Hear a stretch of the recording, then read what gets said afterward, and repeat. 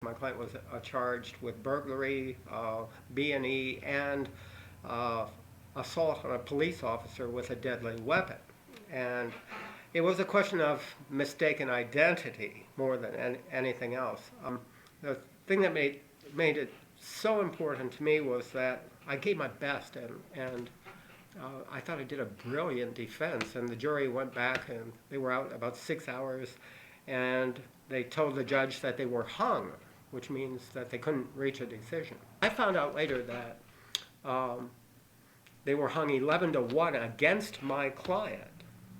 They offered my client then a misdemeanor, no jail time if he would just plead to the charge. And my client had the guts to say to the system, no, I won't do it. That client taught me the meaning of courage, okay?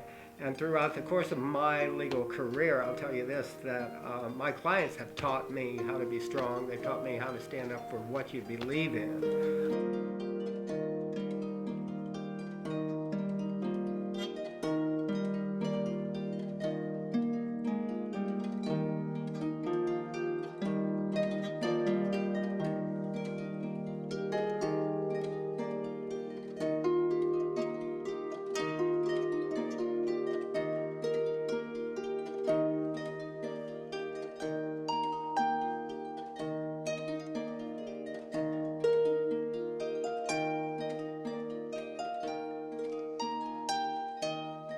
My name is Patrick McGee. I'm the managing attorney at the Center for Student Legal Services in Athens, Ohio.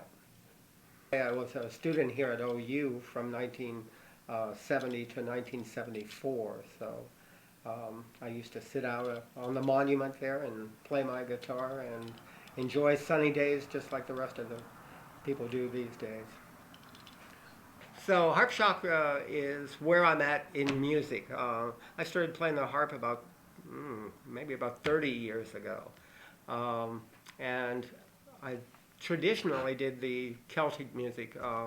Irish music, Celtic music is known for wonderful harp ballads and harp airs and such. And I learned all the old Carolyn tunes and played in Irish bands and everything. But a few years ago, I started really looking at the sounds that my music was making, and drifting more into wanting to do more meditative kind of music. So about 5 years ago, I started playing with a woman named Becky Becky Shining Bearheart, and she plays the harp as well. So it's a very strange combination having two harps. But actually it sounds like two pianos. So if you've ever heard the piano guys, our music sounds actually in a weird way like theirs, except ours is meditative rather than a very fast show-tuney kind of music. We have a CD coming out soon. It's been the high point of my life doing this because, as I say, I've been playing music for 30, 40 years at least, and as you drift towards something, you kind of see what you want to do in the world to leave as a legacy for someone to say, I did it, I did this was me, this is what I contributed, and when this CD is over, I think I'll be able to look back, at this time and say, yeah, I'm satisfied with life, I really have done something. So I write a lot of music, tunes and things like that, and just compose stuff as I go. And one of my favorite places to compose is the cherry trees here. I've composed some really beautiful tunes under here. People always think, God, that guy must be weird as hell sitting under the cherry trees, looking up at the trees, but actually, they're blessing me with this incredible music.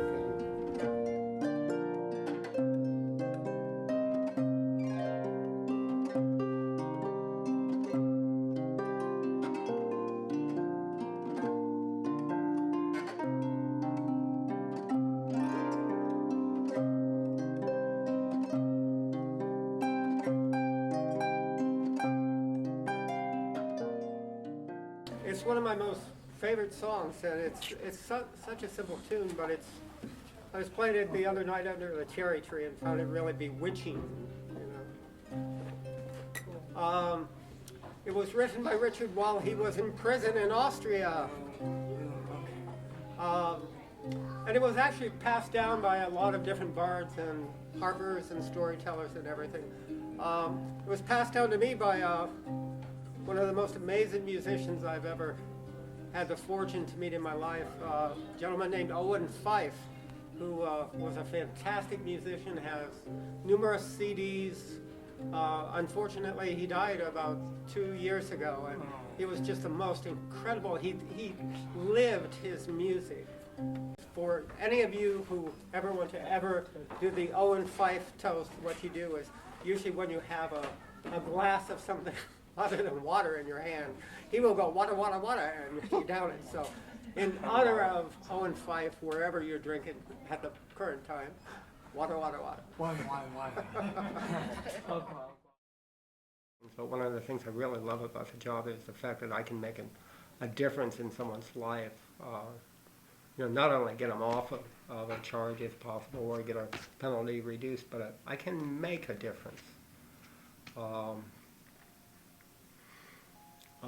So connecting with them to get them to see that, this bald old guy sitting here, muttering under his breath half the time, actually, connects with them and realizes where they are, It's kind of a father figure in a way. And I think that's real important, not only for the young people, but also to be there, with our brothers and sisters who are on the streets, even if they're asking for $1, or, if you have the chance, what we have to learn to do. What makes me feel good in life is really just, helping. That's it. And chocolate, dark chocolate. But if I could say anything that fills me with a little fear, I see that, people are becoming less sociable. They're less willing to look at a stranger as you're walking down the street and just say hello, instead we're too busy on the cell phone or looking the other way or pretending that those people don't matter, when really that's probably the most important connection of all.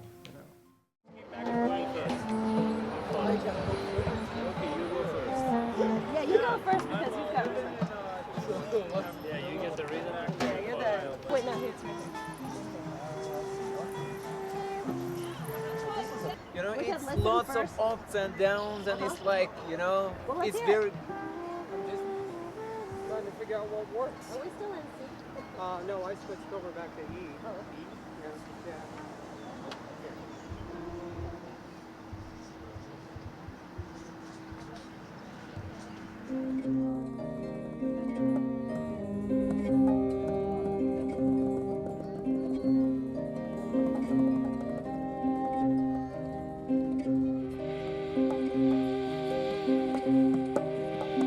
When you talk about the effect on people, I'm not sure if you noticed the older woman that was sitting there. She was enthralled, and she was probably happier than she's been for a long time, and it bounces off that happiness vibe. Just, she feeds me, I feed her, it's like, you just see the effect on families, as they walk by. They're so uptight sometimes, American families are so uptight. Dad's got his hand in his wallet, mom's just looking around what she can buy next, and the kids are being brats, That's the American family when they're out on vacation. And then, they come walking by and suddenly they hear this music, and the first thing, they're really alarmed, It's like, who wants money now, And then before, if they stop to listen, the kids usually really get into it first, and then they enlighten mom and dad, and then mom and dad start listening to it and say, oh, this is pretty cool. And before you know it, the inevitable thing is, they want to teach the kids to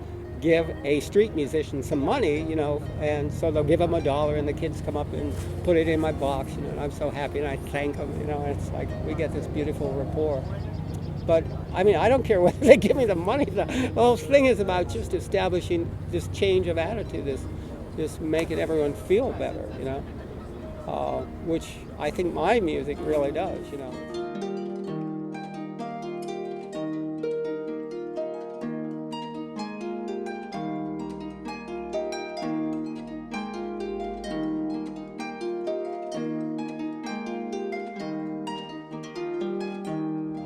My goal is ultimately to try to busk around the world if I can. I'll see. It's like things like tonight really made me feel good because, it's like we get these stereotypes in our minds about different peoples, and it's like I played the doumbek and drums for belly dancers and played with Middle Eastern dancers and musicians somewhat in the past. But I've never played the harp for them, and I think it fit in really well. They were quite surprised how well it fit in. So, it was like, well, I could probably head off to the Mideast and hang out there, and maybe Turkey for a while, and bust around.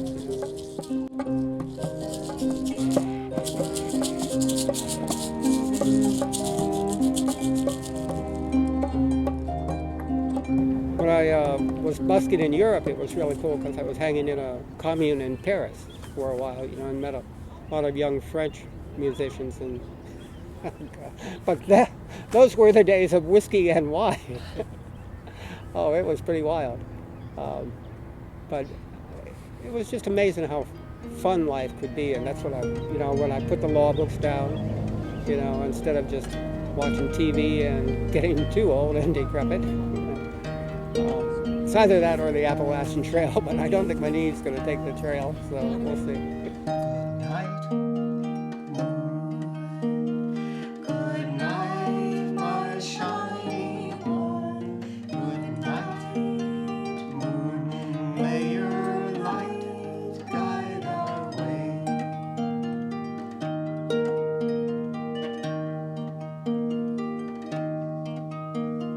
Good night, stars.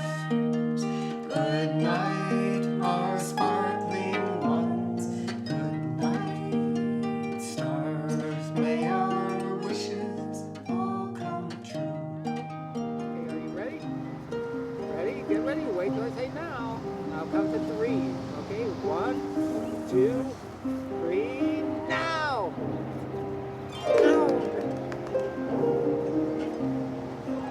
You did it! Good job! Good job! Okay, now! Good job!